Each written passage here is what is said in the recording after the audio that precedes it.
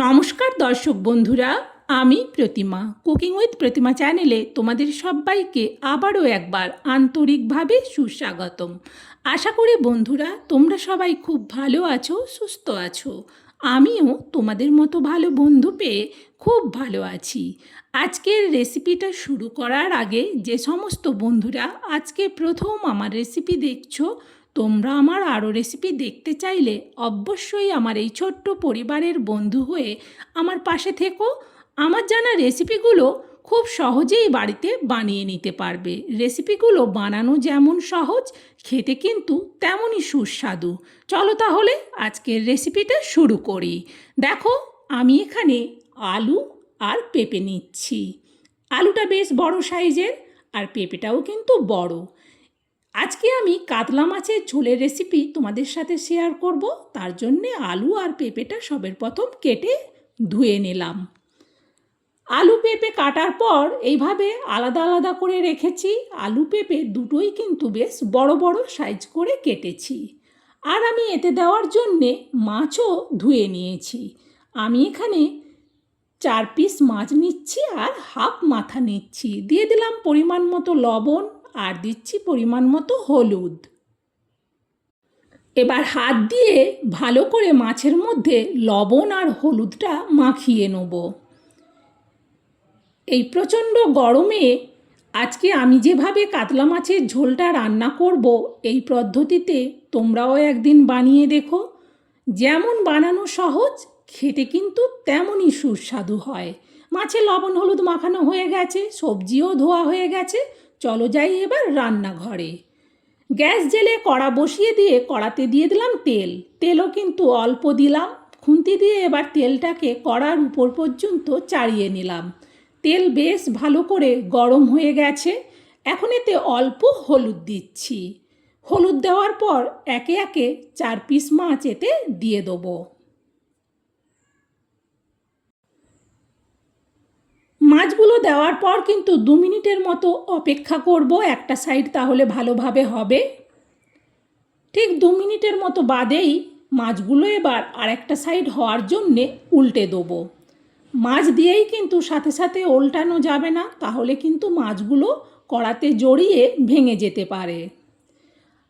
আর ভালো করে যখন কড়াটা গরম হয়ে গিয়েছিল, তখন কিন্তু গ্যাসের ফ্লেমটাকে আমি মিডিয়ামে করে দিয়ে মাছগুলোকে ভালো করে উল্টে পাল্টে মাছের 2 দিক সুন্দর কালার করে ভেজে নিলাম।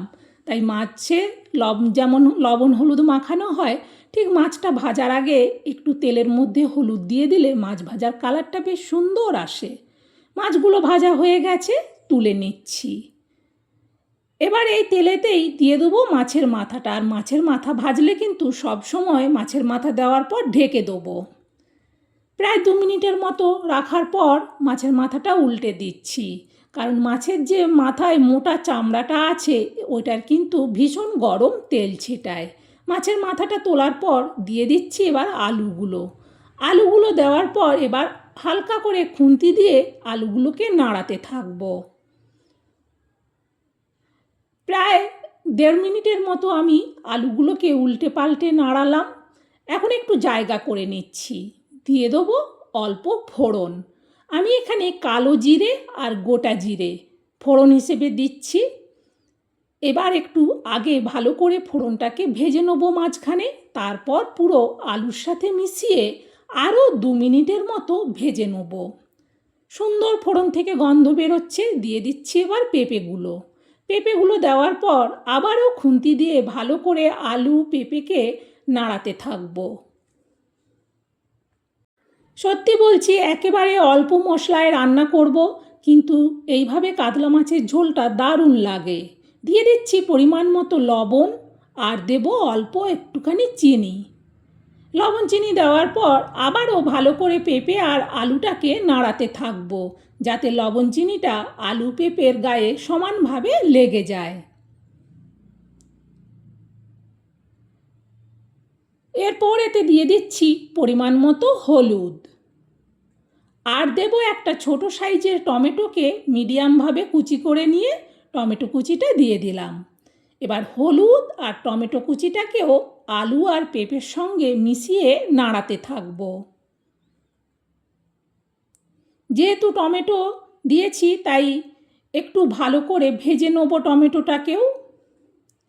আলু, পেঁপে, টমেটো সব কিন্তু ভালো করে ভাজা হয়ে গেছে। এবার এতে দিয়ে দেবো পরিমাণ মতো জল। যেহেতু আমি মাছের ঝোল বানাবো সেই জন্যে একটু বেশি করেই জল দিলাম। খুন্তি দিয়ে একটু নাড়িয়ে দেখে নিলাম জলের পরিমাণ ঠিক আছে, আর জল লাগবে না। এবার এটা ঢেকে দিচ্ছি, গ্যাসটাকে বাড়িয়ে দিলাম। ফুটে ওঠার আওয়াজ হতেই কড়ার থেকে ঢাকনাটা সরাচ্ছি। দেখো সুন্দরভাবে ঝোলটা ফুটে গেছে। আগে একটু খুন্তি দিয়ে নাড়িয়ে ঝোলটাকে দেখে নেওয়ার পর দিয়ে দিচ্ছি এবার ভেজে তুলে রাখা মাছগুলো। খুন্তি দিয়ে একটু মাছগুলোকে ঝোলের মধ্যে ডুবিয়ে দিলাম, তারপর এটা ঢেকে দিচ্ছি। এবার কিন্তু গ্যাসটাকে মিডিয়ামে করে দেব। আস্তে আস্তে ফুটবে। প্রায় মিনিট 3 বাদে আবারও আমি কড়ার থেকে ঢাকনাটা সরাচ্ছি। দেখো ঝোলটা কতটা সুন্দরভাবে ফুটছে আস্তে আস্তে। খুন্তি দিয়ে একটু নাড়িয়ে দেখে নিলাম পেঁপেটা এখনও সেদ্ধ হতে একটু বাকি আছে। এভাবে নাড়িয়ে দেখে নেওয়ার পর এবার আমি একটু জায়গা করে নিলাম। এইখানে দিয়ে দেবো একটা গোটা পেঁয়াজের কুচি। পেঁয়াজ কুচিটা দেওয়ার পর খুন্তি দিয়ে একটু পেঁয়াজ কুচিটাকে ঝোলের মধ্যে ডুবিয়ে দেওয়ার পর দিয়ে দিচ্ছি কয়েকটা কাঁচা লঙ্কা। কাঁচা লঙ্কা দেওয়ার পর এটা আবারও ঢেকে দিচ্ছি। এবার কিন্তু গ্যাসটাকে একেবারে লোতে করে দিলাম।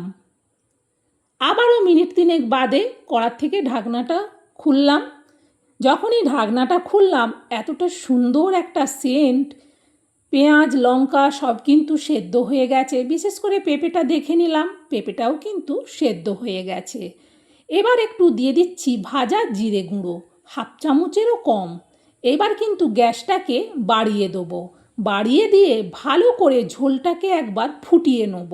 এতে করে পেঁয়াজ লঙ্কা আর এই যে ভাজা অল্প জিরে গুঁড়োটা দিলাম সুন্দরভাবে ঝোলের সাথে মিশে যাবে। দেখো ঝোলের কালারটাও কিন্তু সুন্দর এসেছে। ঝোলটা আমার হয়ে গেছে। এবার আমি এই মাছের ঝোলটা নাবিয়ে নেব। যেহেতু ঝোলটা অনেকটা সেই জন্য একটা বড় এরকম স্টিলের বাটির মধ্যে ঝোলটা ঢেলে নিচ্ছি। বন্ধুরা কাতলা মাছের অনেক রকম রেসিপি তোমরা কম বেশি বানিয়ে খেয়েছো। একবার এই তীব্র গরমে আমার দেখানো পদ্ধতিতে মাছের ঝোলটা বানিয়ে দেখো। এই একটা মাছের ঝোল দিয়েই বাড়ির সকলের এক থালা ভাত নিমেষে শেষ হয়ে যাবে। বন্ধুরা আমার এই মাছের ঝোলের রেসিপিটা তোমাদের কেমন লাগলো সেটা কমেন্টে জানিও। ভালো লাগলে একটা লাইক দিও আর রেসিপিটা শেয়ার করে দিও, যাতে এই তীব্র গরমে এইভাবে কাতলা মাছের ঝোল সবাই বাড়িতে বানিয়ে নিতে পারে। খুবই স্বাস্থ্যকর আর খুবই সুস্বাদু এই মাছের ঝোল। আজকের মতো রেসিপি শেষ। বন্ধুরা তোমরা সবাই ভালো থেকো সুস্থ থেকো, আবার পরে রেসিপিতে দেখা হবে। আজকের মতো বিদায়, টাটা।